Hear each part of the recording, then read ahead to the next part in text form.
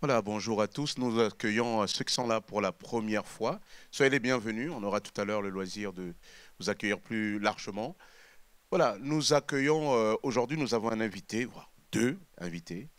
Yanis Gauthier, c'est lui qui va nous apporter la parole de Dieu avec un thème bien choisi et de circonstances qu'on aura à expliquer aussi vers la fin. Voilà, donc on est très heureux de l'accueillir. Il est accompagné de notre frère Harry. Ah, j'ai pas retenu le nom de famille. Koussou. Voilà. C'est que c'est très africain, ça. Ouais. C'est parce qu'il m'a dit, je viens de Martinique. C'est suspect. Mais bon, on est constant de t'avoir aussi, Harry. Et donc, à un moment donné, il interviendra aussi dans cette prédication. En tout cas, que le Seigneur nous bénisse ensemble. Amen. On l'accueille aussi, on les accueille dans le nom du Seigneur.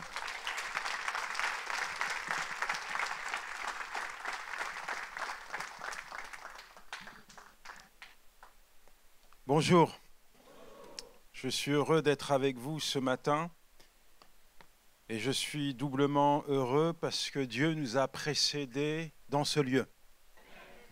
Et quand Dieu est dans la place, il se passe toujours quelque chose de beau, de merveilleux, d'extraordinaire. Dis à ton voisin, Dieu a quelque chose pour toi. Peut-être qu'hier c'était dur, c'était compliqué, c'était difficile, mais sache que les bontés de l'Éternel ne sont pas épuisées. Chaque matin, Dieu a quelque chose pour moi.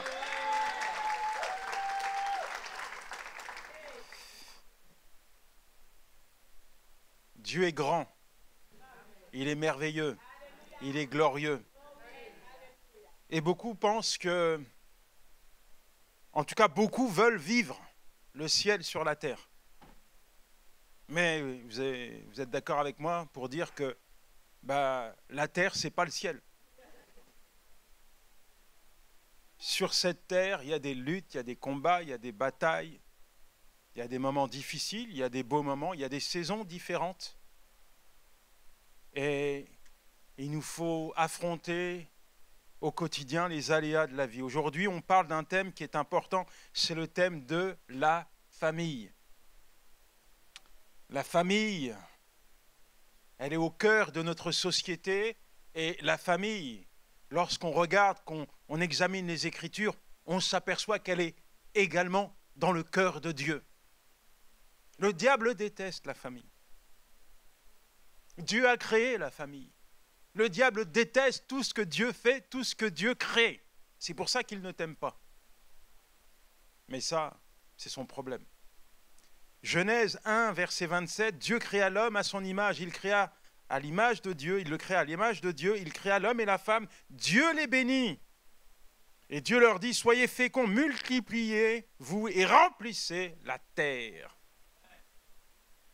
Et nous savons qu'il y a eu quelque chose qui s'est passé dans le jardin d'Éden. Il y a eu une transgression, la chute de l'homme. Parce que la réalité, c'est que, au travers de la chute de l'homme, le diable pensait qu'il avait réussi son coup. Mais Dieu avait déjà préparé la solution avant la chute. Avant la chute. Dieu connaît toutes choses. Il n'y a rien qui le surprend. Il est souverain, omniscient. Il est le Tout-Puissant. Et nous voyons Dieu intervenir. Et dit à Ève, je vais te susciter une postérité. Et cette postérité écrasera la tête du diable. La postérité, c'est Jésus-Christ, le deuxième Adam, qui, à la croix, finalement, nous permet à tout à chacun de vivre les desseins de Dieu au sein de notre famille. Je vous dis ça en introduction parce que la réalité, c'est que le diable déteste les familles, le diable veut détruire les cellules familiales, le diable veut détruire nos enfants. Et combien de parents pleurent à l'église pour leurs enfants? Combien de familles sont dessoudées, divisées, brisées, anéanties par le diable? Mais la réalité, c'est que le jour où tu as donné ta vie à Jésus-Christ, en réalité, tu es entré dans la victoire de Christ à la croix pour toi. Je dis que ce que Dieu a établi, Jésus-Christ, te permet de le vivre.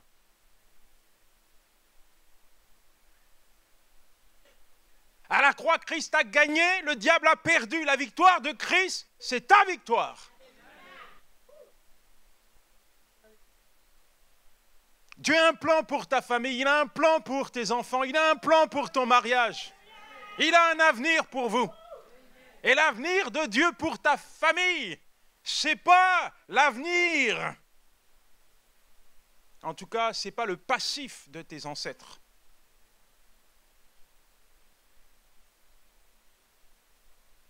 Beaucoup sont en train de lutter, de combattre, d'anéantir encore et encore, de briser, de rendre caduques toutes les malédictions générationnelles, ancestrales.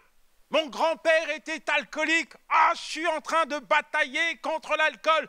Et il y a eu tellement de divorces.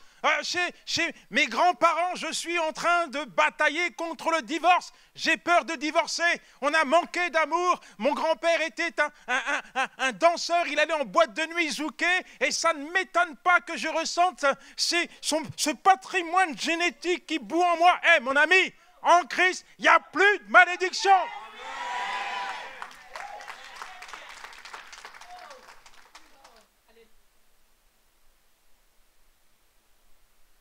Parle-moi de paix, parle-moi d'amour, parle-moi de joie, parle-moi d'unité, parle-moi de fondation, parle-moi de la présence de Dieu, parle-moi du règne de Dieu, parle-moi de la gloire de Dieu dans la vie de mes enfants. Parce que je suis destiné à expérimenter, à voir se manifester la puissance et le règne de Dieu au sein de mon foyer. Ça, c'est la vérité.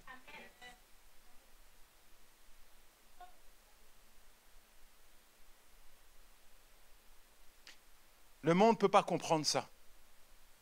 Le monde s'arrête aux difficultés, le monde s'arrête aux vies cabossées, aux statistiques qu'on met en avant, 50% des couples divorcent. On dit que... Et il est vrai que parfois lorsqu'on est dans une famille où les parents sont un peu dysfonctionnels, ça engendre des enfants qui sont dysfonctionnels.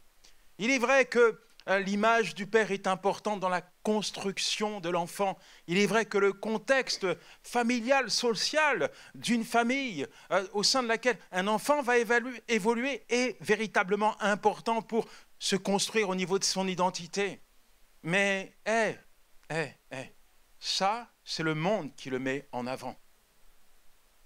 La vérité, c'est que la parole de Dieu est le fondement de nos foyers.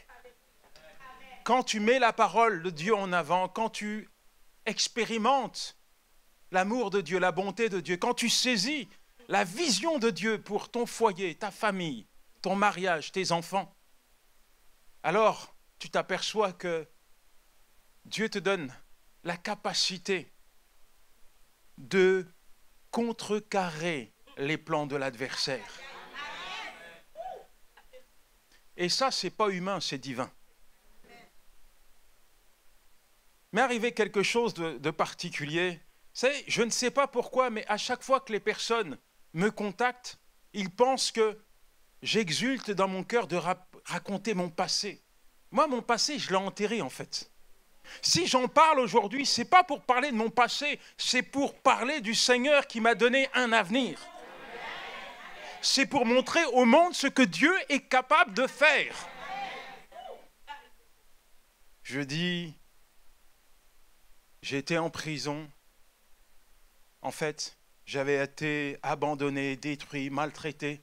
Chez moi, au sein de mon foyer, à force de prendre des coups, ma belle-mère a fabriqué une bombe qui a explosé. Je suis en prison et ma femme a été la bouche de Dieu. Elle m'a parlé de Jésus, de son amour. Elle m'a parlé d'un avenir, elle m'a parlé d'un foyer. Et je lui ai confié ma vie. Et pour moi, ce qui ressort de tout ça, c'est de dire haut et fort qu'avec Dieu, c'est possible. Avec Dieu, c'est possible de changer. Ce qu'on n'a pas eu dans notre enfance, dans notre vie, Dieu est capable de nous le donner et nous sommes capables de le transmettre à nos enfants. Je dis que Dieu contrecarre, annule, rend caduc, piétine, éteint les plans de l'adversaire sur ta famille. Alors je ne sais pas à quoi tu es confronté aujourd'hui. Je ne connais pas l'état de ton foyer, la vie de tes enfants. Mais je veux véritablement t'encourager à regarder ta famille, à regarder ton mariage, à regarder tes enfants, pas avec un regard charnel, mais avec le regard de Dieu.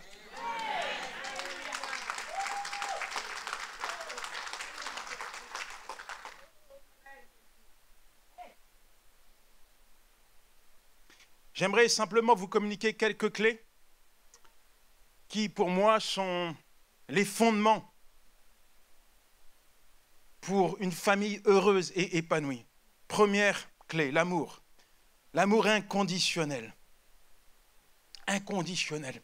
On pourrait aller dans l'hymne à l'amour, 1 Corinthiens 13, et nous est dépeint ce que l'amour est capable de faire. Il pardonne tout, il croit tout, il espère tout, il supporte tout. Il se réjouit de la vérité. Aujourd'hui, plus que jamais, nos enfants ont besoin qu'on les aime. On est à l'ère digitale. Aujourd'hui, nos enfants n'ont pas besoin d'un emoji pour entendre que leur papa, leur maman les aiment. Ils ont besoin d'une étreinte, ils ont besoin de quelques mots. Aujourd'hui, c'est comme s'il y avait une déconnexion. Les enfants s'enferment dans leur chambre, les parents sont dans le salon. À la rigueur, ça leur rend service de ne pas entendre les enfants crier. Mais mon ami, prends du temps avec ton enfant. Ça fait combien de temps que tu ne lui as pas dit « je t'aime » ? Ça fait combien de temps que le diable t'empêche de lui dire « je t'aime » ? Il te montre que ses fautes, ses erreurs, ses travers. J'aime ce texte où il nous parle d'un enfant, le fils prodigue. Et c'est un exemple de l'amour de Dieu qui se manifeste envers toi, envers moi. Ce fils, il est parti. Il a dilapidé les richesses de son père. Il a vécu dans le péché. Et alors qu'il était au plus bas, au paroxysme de l'iniquité, il se dit en lui-même, je vais revenir à la maison sur la route. Et il prépare un argumentaire afin que son père l'accepte, le pardonne. Il dit, je veux juste être ton serviteur. Il veut rentrer en catimini dans la maison de son père. Mais à peine a-t-il fait son apparition qu'il voit son père qui l'attend. Waouh! En fait, depuis qu'il a quitté la maison, son père ne l'a jamais quitté des yeux. Et le voici. Et avant même qu'il parle, avant même qu'il se justifie, avant même qu'il lui demande pardon, son père se réjouit, son père fait la fête, son fils était mort, il est revenu à la vie, c'est la fête à la maison parce que son enfant est revenu. Et mon ami, l'amour, ce n'est pas simplement des mots, c'est aussi des actions. Aujourd'hui, plus que jamais, nos enfants ont besoin d'entendre, pas des jugements, pas des critiques, pas des accusations, mais ils ont besoin d'entendre que tu les aimes.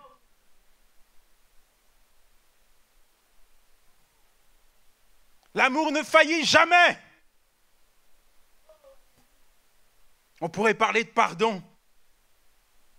Colossiens 3, verset 13, supportez-vous les uns les autres, et si l'un a sujet de se plaindre de l'autre, pardonnez-vous réciproquement, de même que Christ vous a pardonné, pardonnez-vous aussi. Le pardon au sein d'une famille, ce n'est pas une option, mais c'est une nécessité. Mon ami, le pardon, c'est du béton. Amen. Dis à ton voisin, le pardon, c'est du béton.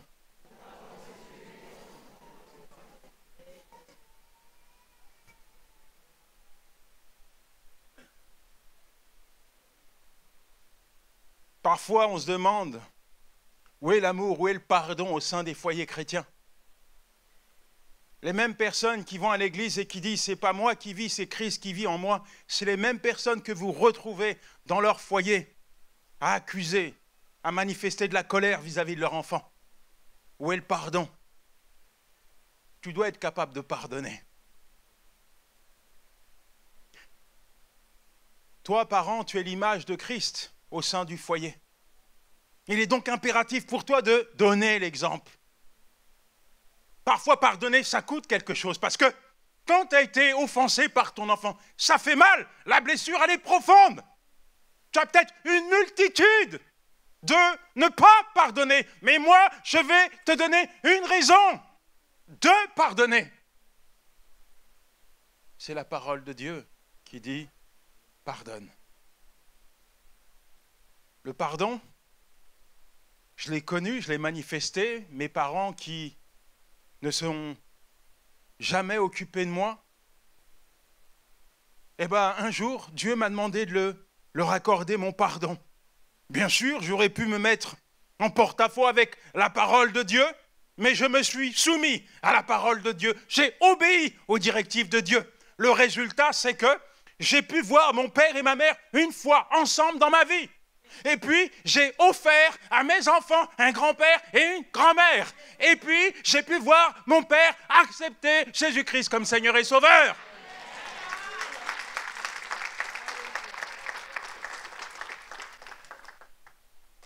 Il est donc important que tu puisses pardonner les erreurs de ton enfant.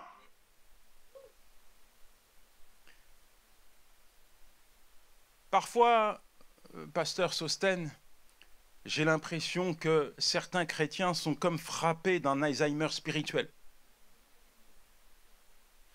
C'est-à-dire, ils ont oublié qui ils étaient. Ils ne se rappellent plus de ce qu'ils ont fait dans leur vie. C'est bien ce que tu es aujourd'hui, mais n'oublie pas qui tu étais hier. Parce que lorsque tu étais dans le bourbier de l'iniquité, du péché, je ne sais pas où tu étais. Tu étais peut-être en train de zouker dans une boîte. Peut-être en train de boire un verre de rhum, de pastis ou je ne sais quoi. Peut-être dans une cité, peut-être dans un quartier chic, en train de faire n'importe quoi. Je ne connaissais pas ta vie, je n'étais pas à tes côtés. Mais j'aimerais te dire que dans cet état, l'amour de Dieu s'est manifesté à toi. Dans cet état, tu as expérimenté la bonté, le pardon et la grâce de Dieu. Et tu dois manifester cette grâce.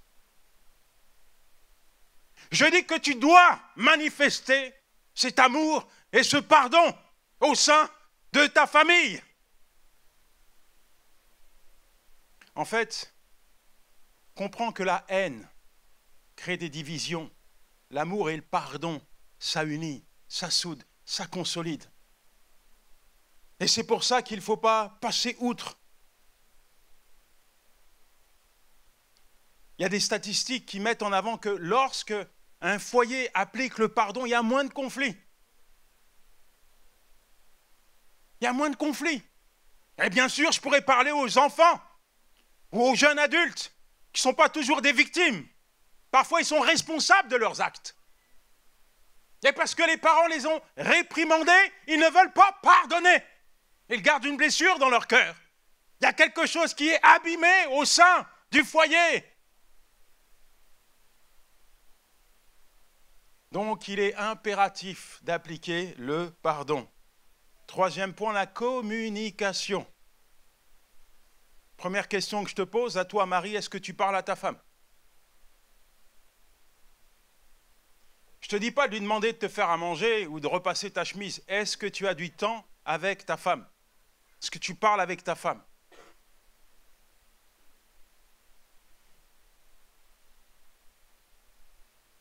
Il y en a qui vivent ensemble, ils ne savent même pas si ça va. C'est juste dire, comment tu vas? Comment vas-tu? Parle-moi pas de ton travail, parle-moi pas de ce que tu vas faire aujourd'hui. Je veux savoir si tu vas bien. Tous les jours, on devrait communiquer. Et il y a des parents qui ne communiquent pas avec leurs enfants. Et il y a des enfants qui imitent leurs parents dans le sens où ils ne communiquent plus avec leurs parents. J'ai ma fille qui était dans sa chambre qui m'envoie un SMS. Moi, je suis dans le salon. Mais qu'est-ce que ça veut dire? C'est pas comme si j'étais au Congo. On est dans la même maison. Tu m'envoies un SMS. Viens me parler.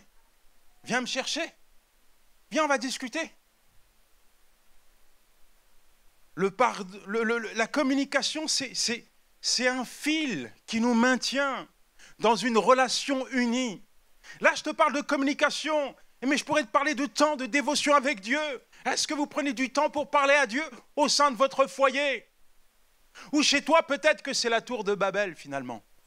Tout le monde parle, mais personne ne se comprend. Ou quand tu parles à ta femme, c'est juste pour dire « Hé, prépare-moi haricots rouges d'ombré, queue de cochon. »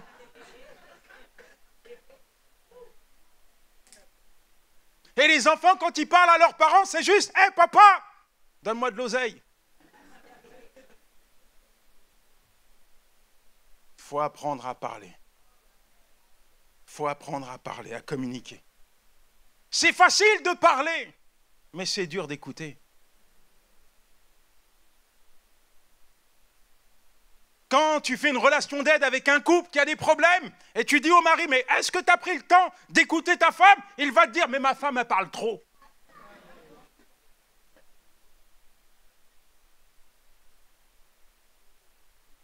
J'ai même vu des couples qui ne priaient pas ensemble. Pourquoi? Eh bien, la raison du mari, c'est « je ne veux pas qu'elle entende tout ce que je demande à Dieu ».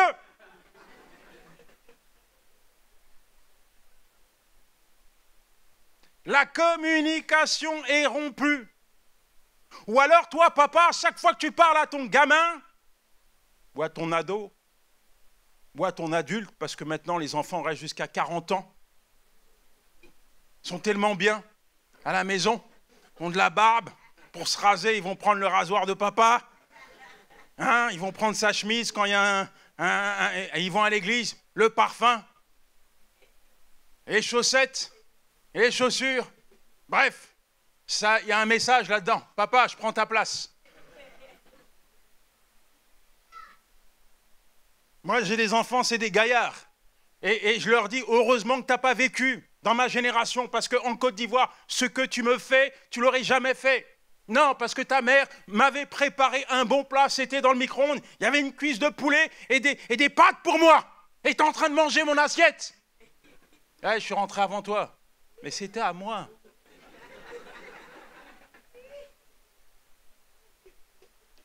La société met en avant des choses qui ne sont pas toujours bibliques.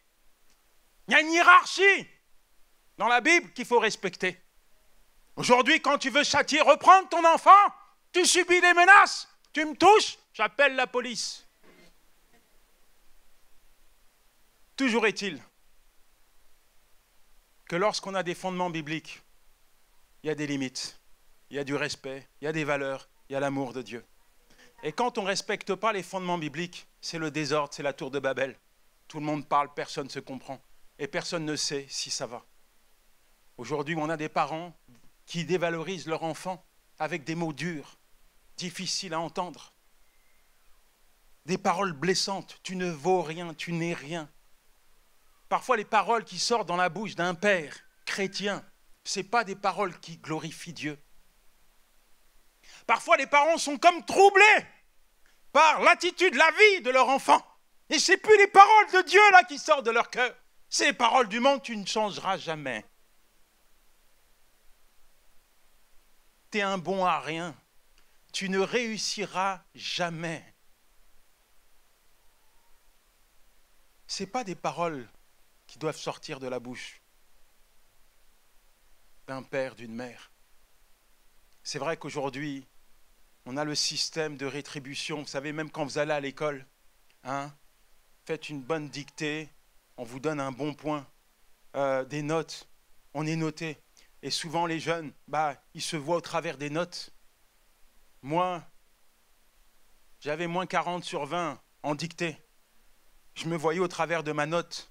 J'ai jamais eu un bon point, frère, un petit bon point. Après, tu en as 7, tu as une image. Ma fille, elle les collectionne. Moi, j'en ai jamais eu un. Je lui ai dit, donne-moi une image, s'il te plaît. Mais ça nous fait rire.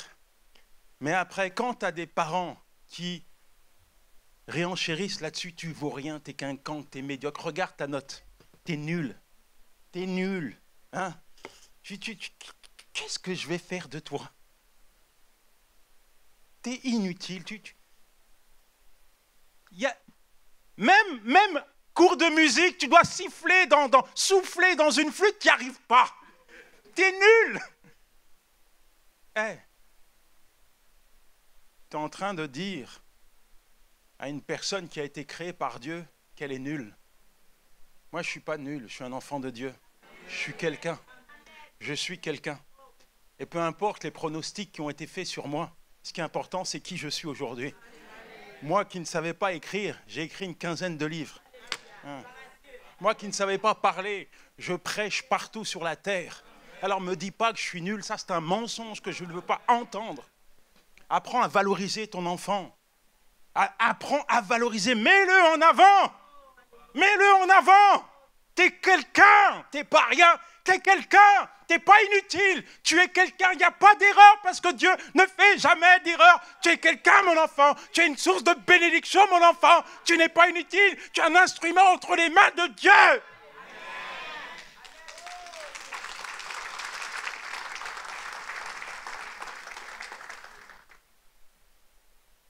Dieu prend ceux qu'on a déclassés, les rebuts de la société, et fait d'eux ses enfants.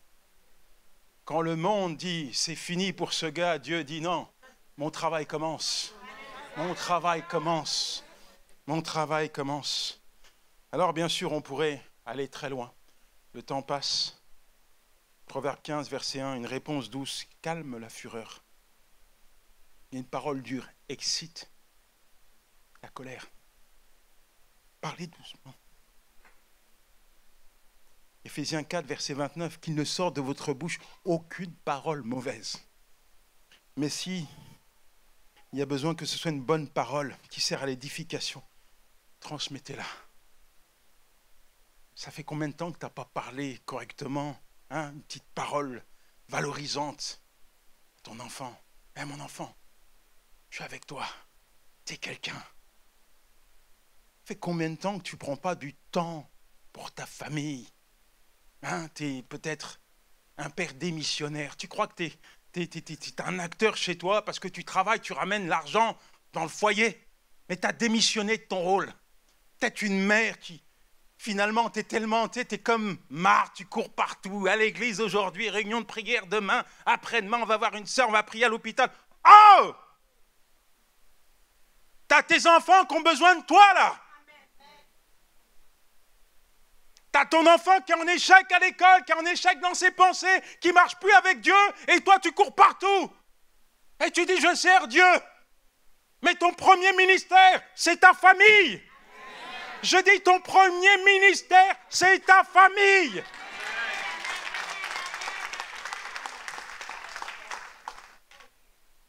Je te parle comme ça parce que j'étais comme ça. Pendant 15 ans, je partais partout. Dès qu'il y avait une action d'évangélisation, peu importe l'endroit, je montais dans l'avion, foum, je partais, je pensais que j'étais le seul évangéliste. Puis un jour, je suis tombé malade, fatigué, j'en pouvais plus, au bord du burn-out.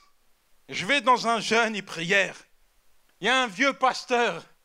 Alors, franchement, il avait de l'audace parce qu'il était courageux. Faut pas venir m'imposer les mains. Je te dis honnêtement, je t'aime bien, m'impose pas les mains comme ça. Je respecte ma tête, frère. Voilà.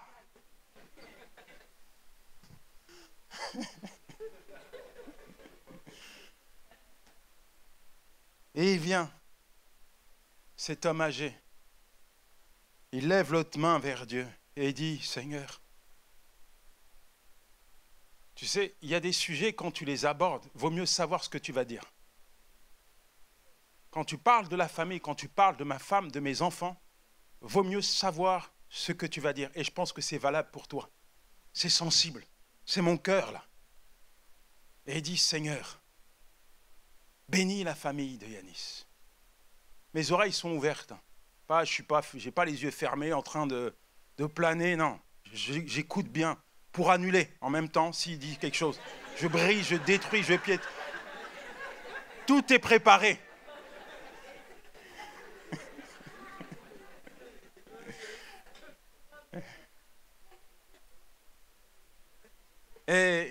et dis Seigneur, bénis la famille de Yanis.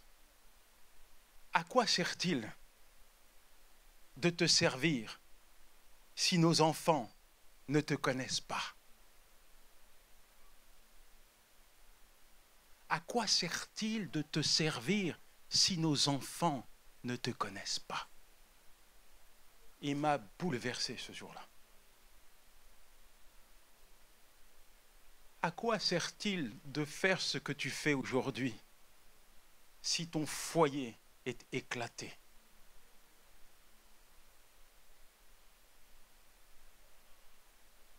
Si tes enfants sont livrés en pâture? Tu peux avoir une multitude de raisons qui sont peut-être légitimes pour te laisser croire que tu as fait ton travail. Mais moi, je te dis, en fait, ton travail ne s'arrêtera jamais. Il y a des choses que peut-être tu ne peux plus faire au travers de tes paroles, mais tu peux voir Dieu l'accomplir au travers de tes prières. Il n'y a rien de plus beau, rien de plus extraordinaire que de voir un père, une mère fléchir les genoux devant Dieu, se tenir à la brèche en faveur de ses enfants.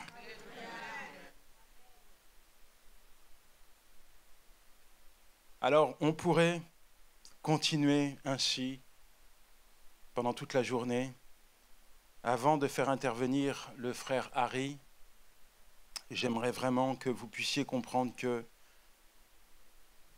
il ne faut pas être des missionnaires dans votre rôle de père, dans votre rôle de mère. J'aimerais également faire comprendre aux jeunes que vos parents ne sont pas parfaits, mais ils vous aiment, ils prient pour vous et ils vous accompagnent. Josué 24, verset 15, Josué va prendre position, il va dire au peuple d'Israël, si vous trouvez bon de servir l'Éternel, soit, choisissez aujourd'hui qui vous voulez servir. Il y avait plein de réalités, plein de cultures, plein de faux dieux. Faites votre choix. Mais dis, moi et ma maison, nous servirons l'Éternel. Une décision irrévocable. Il n'y a rien, ça ne va pas bouger. Moi et ma maison,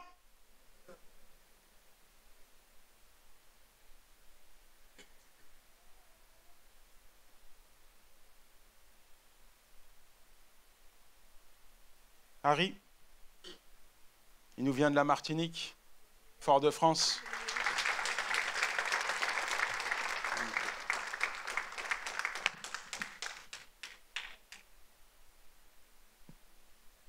C'est un super frère que je connais depuis des années. Je l'ai rencontré en Martinique et il m'a accompagné dans plusieurs missions en Polynésie. À Nouvelle-Calédonie. Oui, bah c'est la Polynésie. Okay. Tu ne te sens pas obligé de me reprendre. Martinique, La Réunion. Et il a un très beau témoignage.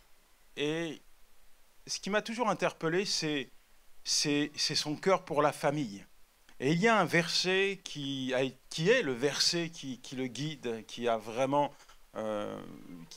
structuré et encadré sa grande famille. C'est lequel? Proverbe 20, verset 7, qui nous dit que le juste marche dans son intégrité, heureux ses enfants après lui. On peut le répéter ensemble? Le juste marche dans son intégrité, heureux ses enfants après lui. Donc tu es juste, et par rapport à ce verset, tes enfants sont heureux.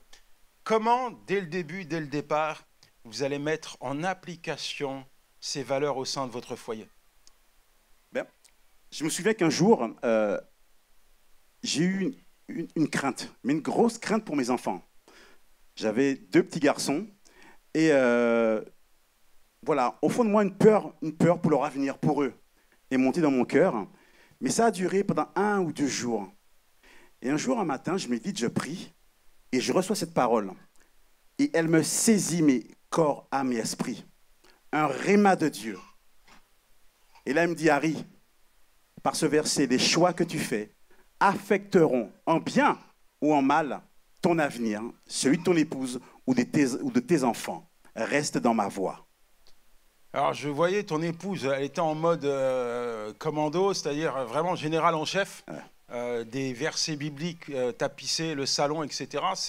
Voilà, c'était des moments avec Dieu de prière, d'éducation biblique, des moments de partage comme ça que vous mettiez en avant? C'est vrai. Alors, c'est vrai qu'elle avait fait le choix d'arrêter de travailler. Elle avait reçu dans son cœur de s'occuper des enfants, moi, au boulot. Et elle, à la maison, en fait, quand elle travaillait avec des enfants à la base, et partout dans la maison, il y avait de la peinture et des versets bibliques de partout. Partout pour les enfants. Le soir, on ne va pas se coucher, même si c'est 5 minutes, on prend la Bible et on prie. On prie avec les enfants.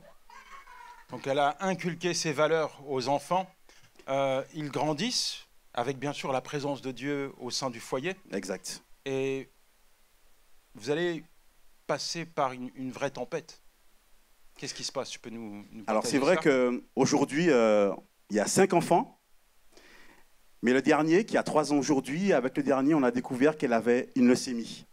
Donc qui dit leucémie, chimio, 2-3 mois à l'hôpital. Son bébé, elle l'a à peine tenu, vraiment. Et il y a 1 an et demi de ça, elle est partie, elle a reçu son Seigneur. Et là, moi, je suis là avec mes 5 enfants. Tremblement de terre.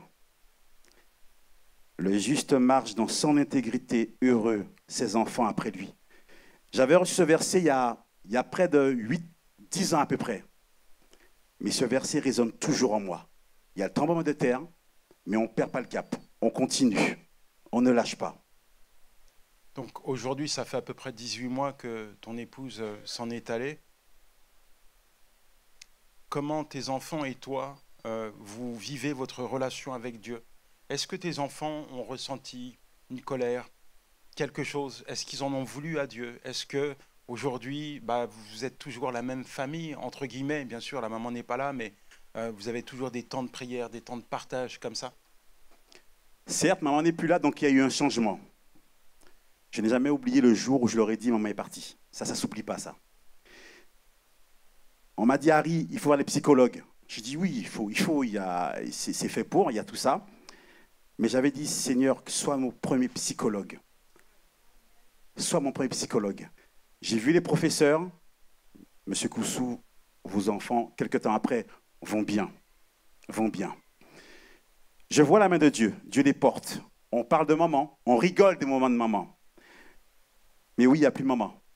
Mais Dieu m'a fait cette promesse qu'il me porterait et il continue à nous porter. Merci.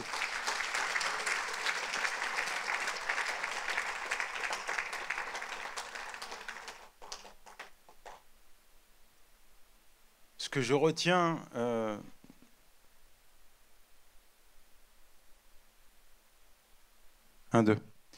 c'est, il est mon voisin et je rendais régulièrement visite à son épouse. Et je voyais son état, je voyais qu'elle était en train de dépérir. À un moment donné, elle n'avait plus la force de porter son bébé. Mais je vous le dis comme je l'ai vu.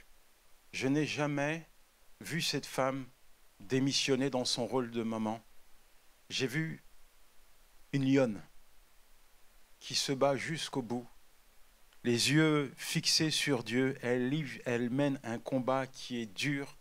Je n'ai jamais entendu Corinne se plaindre, dire un mot contre Dieu.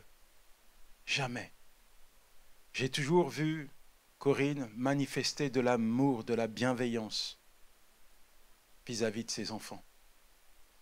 Tout ça pour vous dire que tout n'est pas toujours facile. Mais lorsque on prend position, lorsqu'on décide de mettre Dieu en avant, on se couvre à l'abri du Très-Haut. Il est notre forteresse, il est notre bouclier, il est celui qui nous garde, il est celui qui répond à nos besoins. Alors ne te laisse pas déstabiliser. Ton premier devoir, c'est de mettre Dieu en avant dans ta vie et au sein de ta famille. Josué l'a dit, je le répète, moi et ma maison, nous servirons l'Éternel. Et c'est une décision que tu dois prendre. que j'ai pris, que nous devons prendre chaque jour. Seigneur, nous t'appartenons. Je ne démissionnerai pas de mon rôle de père, de mon rôle de mère. J'irai jusqu'au bout avec toi parce que c'est la tâche, la mission que tu m'as confiée.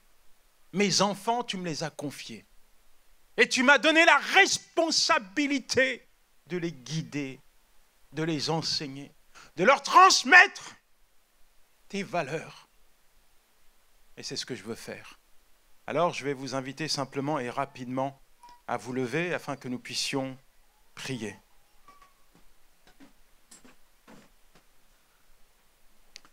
Éternel, notre Dieu, te remercions, nous te bénissons. Tu parles tantôt d'une manière, tantôt d'une autre, mais quand tu parles, mon Dieu, les cœurs s'inclinent. Éternel, je crois que tu as parlé à des pères, à des mères, à des enfants. Et je crois que ta parole, Seigneur, va porter du fruit, Seigneur. Moi, Seigneur, je veux plaider, Seigneur, pour chaque famille, chaque foyer. Je demande, Seigneur, que ton règne s'établisse, Seigneur. Parce que quand tu établis ton règne au sein d'une famille, tu manifestes ta gloire. Oui, Seigneur, que nos enfants soient le reflet de ta gloire. Que les couples soient le reflet de ta gloire. Que réellement, chaque foyer, chaque famille puisse être saturée, imbibée, irradiée de ton amour, de ta paix, de ta joie. Que, Seigneur, tu puisses accomplir tes desseins au sein de chaque foyer. Merci, Père, pour l'œuvre que tu vas faire. Merci parce que tu renouvelles les forces de ceux qui sont fatigués, Seigneur. Je pense, Seigneur, à cet enfant qui est parti. Et je crois, Seigneur, que ta main n'est pas trop courte pour le toucher, le ramener dans son foyer. Je pense à ses parents qui pleurent dans le secret pour cet enfant. Seigneur, tu viens, tu essuies les larmes. Seigneur, je décrète et je proclame ta bénédiction. Oui, proclame la victoire, Seigneur. Je proclame, Seigneur, que tu vas utiliser chaque membre, Seigneur, de cette famille, Seigneur, comme un instrument entre tes mains. Merci, mon Dieu, parce qu'au sein de chaque foyer, tu as quelque chose à raconter, un témoignage vivant, un témoignage visible, Seigneur, de ta grandeur. Je prie, Seigneur, pour que chaque foyer puisse être une empreinte, Seigneur, de ta part, Seigneur, et qu'au travers de chaque famille, Seigneur, d'autres familles soient gagnées à toi dans le puissant nom de Jésus. Amen, amen et amen.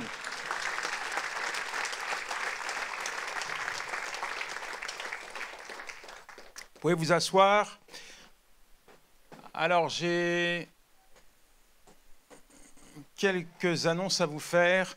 Il va y avoir une formation, journée de formation pour les couples le 22 juin 2024 de 9h à 17h ici à l'église. Où nous allons parler de certaines réalités qui suscitent parfois des conflits au sein des couples. La thématique, c'est comment réinventer le bonheur conjugal. C'est le frère Jackie qui disait 50 ans de mariage. Bon, moi, je suis un petit joueur à côté, mais quand même, 25 années, c'est pas rien. Sachant que le premier jour, non, pas le premier jour, le deuxième jour, j'avais déjà envie de divorcer. Donc, on a 25 ans, c'est quand même quelque chose. On a tout connu, mon épouse et moi, et on s'est unis. J'ai découvert son amour au parloir. Et c'est là réellement que Dieu a touché notre cœur. C'est là qu'on a appris à s'accorder et à marcher ensemble. Et après, il y a eu des saisons différentes. Et au travers donc de cette formation, on va mettre tout ça en avant. Il y aura des intervenants. Nous allons bien sûr parler de la genèse du mariage, des origines de certains conflits, comment les résoudre. Nous allons parler de communication. La communication, c'est tellement important parce que la communication nous permet de construire des ponts et pas des murs. Puis nous allons parler de la place de Dieu, de l'amour qu'on manifeste au quotidien. C'est pas simplement « je t'aime chérie parce que j'ai besoin de toi ». Hein? L'amour se manifeste au quotidien, au travers d'un geste, au travers d'une parole, au travers d'une écoute active, au travers de l'empathie, de la compassion. Au travers de tous ces éléments, c'est l'amour qui se traduit. Donc nous parlerons de plusieurs volets. cette journée, elle est payante. Je vous montre rapidement une vidéo qui est l'une des raisons du coût de cette formation, qui est 30 € pour une personne, 55 € pour les couples. Là, il y a un petit QR code que vous pouvez prendre ici. Vous tombez directement sur le site pour vous inscrire. Sinon, vous pouvez le faire à la librairie, vous récupérez le QR code ou alors vous payez directement et vous vous inscrivez sur cette liste. Et si vous ne pouvez pas payer aujourd'hui, vous pouvez toutefois vous inscrire et payer plus tard. On vous montre une bande-annonce.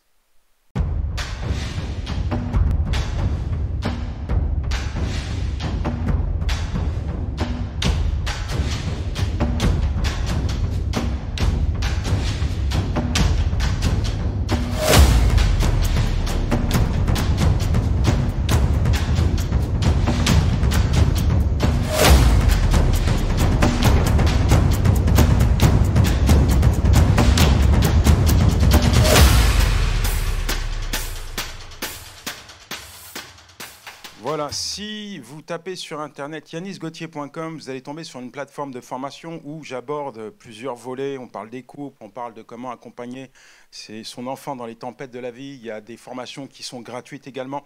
Bref, allez-y. Et puis, comme vous l'avez vu, il y a une application qui est également en cours. Elle doit sortir à la fin du mois. Toutes ces raisons ont un but, c'est financer les actions que nous menons en prison. Aujourd'hui, nous faisons payer certaines formations pour achever ce travail, mais quand ce travail sera achevé, ça va alimenter les actions que nous menons en prison parce qu'elles sont conséquentes. Je vous ai préparé quelques vidéos, mais elles sont rapides. On va vous les montrer. Oui, c'est juste avant ces vidéos, c'était important que Yanis nous montre ces vidéos, ce que j'avais voulu, parce que on connaît Yanis Gauthier qui annonce l'évangile un peu ici et là, et notamment dans les prisons, mais il faut vraiment bien prendre conscience que derrière cette annonce de l'évangile, il y a vraiment un volet social et solidarité. Et que sans ce volet-là, l'annonce de l'évangile ne peut pas être efficace. Parce qu'en France, quand vous êtes en prison, il y a tout un ministère, il y a l'État qui prend en soin des personnes emprisonnées. Dans d'autres pays, on est à des années-lumière de ça. Le pays d'où je viens, certains même qui ont été des victimes, c'est eux qui payent la ration des prisonniers. Parce qu'on dit, vous portez plainte, vous l'avez fait mettre en prison, ben vous payez. Parce que l'État ne nourrit pas ces personnes-là. Et dans d'autres contextes, c'est les âges qui sont mélangés, les parents, les enfants, dans la même prison, etc. Donc il y a toute une misère aussi qui est souvent attachée à ça. Et que si on n'adresse pas ça, si on n'en tient pas compte, alors on ne peut pas faire ce ministère. C'est pour ça que j'avais demandé à Yanis vraiment de bien nous expliquer cela, parce que quand on met ces formations-là, alors bien sûr, vous avez compris, la fusée qui est montée, Yanis n'est pas en train d'acheter une fusée, hein, vous comprenez? Non, mais c'est bien de le préciser, parce qu'aujourd'hui... Mais vous comprenez que derrière tout ça, voilà, ce geste-là, il vient plus que dire, Seigneur, on va annoncer l'évangile dans les prisons, mais on va, voilà. J'avais dit au premier culte qu'une campagne d'évangélisation, c'est combien? À peu près 10 000 €. 10 000 € une campagne d'évangélisation. Donc quand on entend aller dans tel pays, dans telle prison annoncée, tu dois avoir à peu près un budget de 10 000 €. Ouais. Donc, voyez, raison pour laquelle ça fait quelques mois déjà qu'on ne fait plus de campagne, parce que financièrement c'est très pénalisant pour nous actuellement, ouais. Et qu'on fait face à des réalités qui sont de plus en plus contraignantes, misère, détresse humaine dans les prisons. Je vais faire montrer une vidéo de Madagascar, par exemple, où c'est l'une des dernières missions bien qu'on le voit, que j'ai faites, où vous allez le voir, les gens sont dans un état déplorable. Alors on peut mettre les vidéos, je vais les commenter en même temps. Alors ça, c'est les enfants. On va leur donner à manger. C'est rapide, mais c'est des enfants qui sont incarcérés mineurs. Il y avait même des enfants de 4 ans en prison à Madagascar. Ouais, et je ne vais pas vous donner la raison parce qu'elle est vraiment... bon. Et ces enfants, donc, quand on va les voir, sachez qu'ils sont touchés par diverses maladies, par le choléra, par la gale, ils ont des puces. Et c'est pour ça qu'ils sont rasés d'ailleurs. Et on leur donne une ration de manioc tous les jours. Une ration de manioc. Ces enfants n'ont pas accès à la scolarité. Ils sont laissés pour compte. Ils sont une soixantaine dans une cellule. Il n'y a pas de télé, il n'y a rien en fait. et les voilà allant chercher de quoi manger. C'est un bon moment pour eux parce qu'on est venu les visiter, on va leur donner à manger, on va leur donner des Bibles et puis on va leur partager le message de l'Évangile. Et l'Évangile, ce n'est pas simplement dire à quelqu'un Dieu t'aime, c'est aussi lui montrer l'amour de Dieu par des gestes. Une autre vidéo.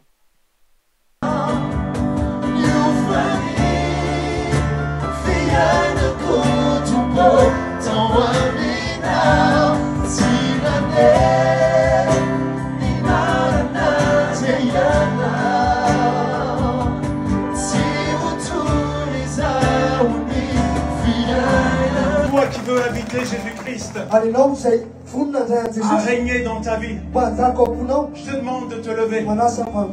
Lève-toi. Lève-toi. Lève-toi. Lève-toi. Lève-toi. Et lève la main et prie avec moi. Dis, Seigneur Jésus, j'ai entendu ta parole aujourd'hui. Et je sais que tu es mort pour mes péchés, pour lesquels je te demande pardon. En ce jour, Seigneur, je veux te donner ma vie. Je fais de toi mon Seigneur et mon Sauveur. Je m'abandonne entre tes mains. Je me repens d'avoir vécu pour moi-même. Et à partir d'aujourd'hui, je prends l'engagement de te suivre jusqu'à la fin de mes jours. No comment, si ce n'est que je pense que quand on met quelqu'un en prison, c'est un échec de la société, parce que quelque part, il y a quelque chose qui a failli. Et aujourd'hui, comme je l'ai dit tout à l'heure, Dieu n'échoue pas. Je pense que là où il y a la misère, là où la détresse, là où il n'y a plus rien, Dieu peut encore faire quelque chose. Et peut-être que vous ne pouvez pas aller de manière physique en prison, mais en tout cas, vous pouvez contribuer à nos actions que nous menons dans ces prisons, auprès des enfants, auprès des femmes qui sont incarcérées avec leurs bébés, auprès de ces personnes. Je vous ai montré un homme, il lui restait 3 dents, mais en fait, tous les détenus sont comme ça parce qu'il n'y a pas de dentiste, il n'y a pas d'accès aux soins dans les prisons à Madagascar. Et il y a quelqu'un qui vient effectivement, qui peut vous arracher 10 dents dans la bouche sans anesthésie. Et on les laisse comme ça. Je ne vous parle pas des tuberculeux, de ces gens qui sont frappés par le palu, qu'on laisse devant la porte de la prison quand ils sont morts, afin que les familles viennent les récupérer. C'est la misère, c'est l'enfer sur les terres, mais il nous faut agir, parce que Dieu nous a placés pour cela, ici-bas. Donc, là, le nouveau site qui est en train de se créer, explique un peu quel va être son objectif derrière. L'objectif du site, c'est de mettre bien sûr des formations gratuites accessibles à tout le monde. Vous pouvez y aller, il y a des formations qui sont gratuites sur l'évangélisation, sur la prière, etc. Mais il y a également des thématiques comme la thématique du couple ou pour les enfants ou certaines autres thématiques qui sont payantes. Vous pouvez être participant par un forfait premium en fait. Avec 10 € par mois, vous avez accès à tout l'éventail de formations, mais vous nous soutenez également dans les actions que nous menons sur le terrain. D'accord.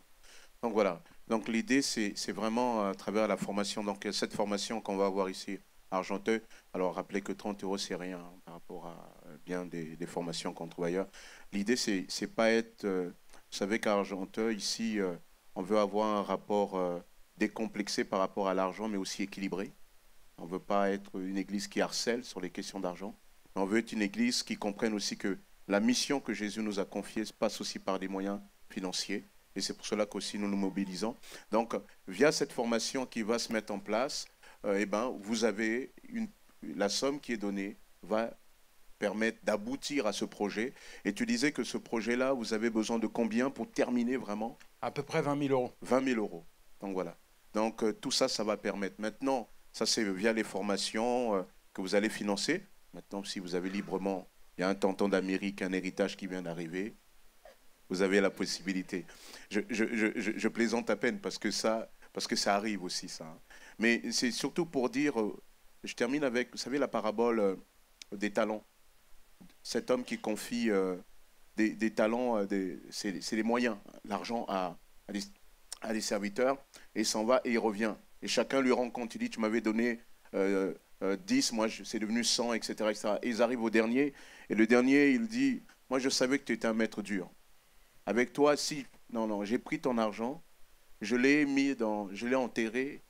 Et maintenant, voilà, comme tu es là, je te rends ton argent. Et le maître est en colère, il dit, pourquoi tu as fait cela? Si tu savais que j'étais dur, tu aurais dû au moins le placer à la banque. Parce qu'à la banque, il y a des intérêts. Voyez? C'est pour dire aussi qu'il y a des fois, moi, comment j'ai compris ce passage un jour avec le Seigneur, c'est que moi, je ne suis pas un Yanis Gauthier. Moi, je ne suis pas un Saïd Aoujibou, tout ça, etc. Mais en soutenant leur œuvre, eh ben, d'une certaine manière, j'investis pour le royaume de Dieu. Et d'une certaine manière, lorsque j'arriverai devant le Seigneur, lorsqu'on parle des récompenses que le Christ nous donne, eh ben, quelque part, eh ben, moi aussi, je serai attaché à cet élan-là. Donc, c'est une manière d'investir pour le royaume de Dieu. Amen. Donc voilà, en tout cas, à la sortie, en plus des livres que Yanis a présentés, qui viennent d'arriver, qui vient d'écrire, les derniers livres, mais il y a aussi cette formation, et aussi à l'occasion, si vous avez envie de soutenir en plus, on n'avait pas pensé, on a mis quand même une boîte à côté. Si vous avez envie de donner quelque chose, vous donnez et ça va participer à ça. Je rappelle aussi que, faut se rappeler aussi que nous, en tant qu'Église, nous soutenons aussi le ministère de Yanis, comme on soutient d'autres ministères, vous savez, Manou, Saïd, etc. Parce que nous pensons que c'est une grâce que Dieu nous accorde de participer à ces ministères-là. Ce n'est pas quelque chose que une faveur que nous leur accordons, mais c'est une grâce que Dieu nous accorde de nous rendre participants à ces œuvres divines. Donc voilà, on bénit le Seigneur pour ça. Voilà, en parlant de couple, hein, vous avez un livre, mon dernier livre, 100 jours pour revitaliser votre mariage, comptoir de la librairie. Amen. Dieu vous bénisse. Voilà. Merci Yanis.